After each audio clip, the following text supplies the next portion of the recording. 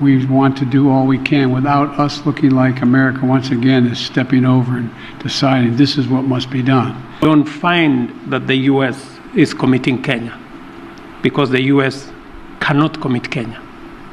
Does the United One States... question. I'll answer your question. Okay, yeah. The States to deploy forces in the hemisphere just raises all kinds of questions that can be easily misrepresented about what we're trying to do. So we set out to find a partner or partners who would lead that effort that we would participate in, not with American forces, but with supplies and making sure they have what they needed. And so, I'm very grateful for President Ruto's leadership here, multinational effort, but Kenya's willingness to really lead this matter. We're going to supply logistics, intelligence, and equipment. Matter of fact, some equipment has already arrived. And of course, Kenya won't be going it alone.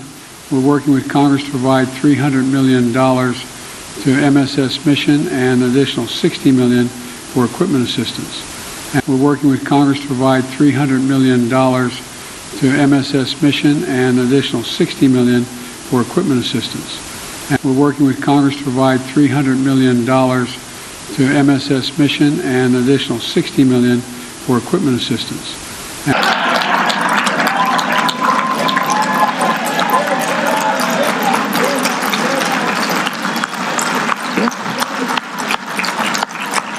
Flashback.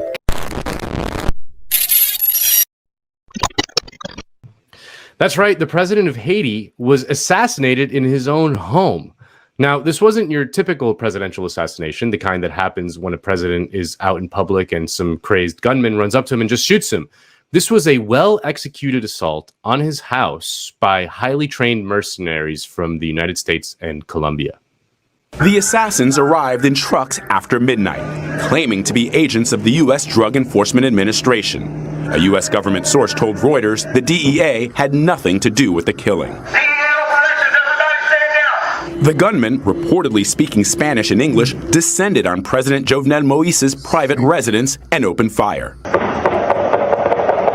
The 53-year-old leader was killed. His wife, the First Lady, also shot. UN Secretary General Ban Ki-moon has apologized to the people of Haiti for the UN's role in a cholera outbreak that killed thousands. The deadly disease spread after UN peacekeepers dumped infected sewage into a river in 2010. 9,300 people died from the contamination and 800,000 others were left sick. The UN has apologized for spreading the disease but does not accept legal responsibility for causing it. In 2010, former President Clinton publicly apologized for forcing Haiti to drop tariffs on imported subsidized U.S. rice during his time in office. The policy wiped out Haitian rice farming, seriously damaging Haiti's ability to be self-sufficient. This is the president apologizing at a hearing before the Senate Foreign Relations Committee. At the time, he was the UN special envoy to Haiti. Since 1981, the United States has followed a policy until the last year or so we started rethinking it, that we rich countries that produce a lot of food should sell it to poor countries and relieve them of the burden of producing their own food. So thank goodness they can leap directly into the industrial era. It has not worked. It's maybe been good for some of my farmers in Arkansas, but it has not worked.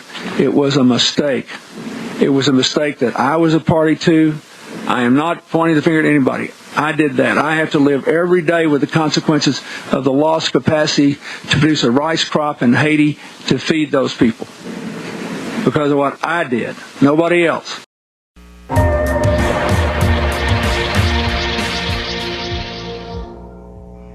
Welcome to the Real News Network. I'm Nadia Kanji in Baltimore. A Haitian special committee on Monday said there was a high level of fraud in Haiti's presidential elections last October, enough even to recommend nullifying the results. The committee found that there were 628,000 zombie votes or untraceable votes. The election was also backed by over $33 million in U.S. funding.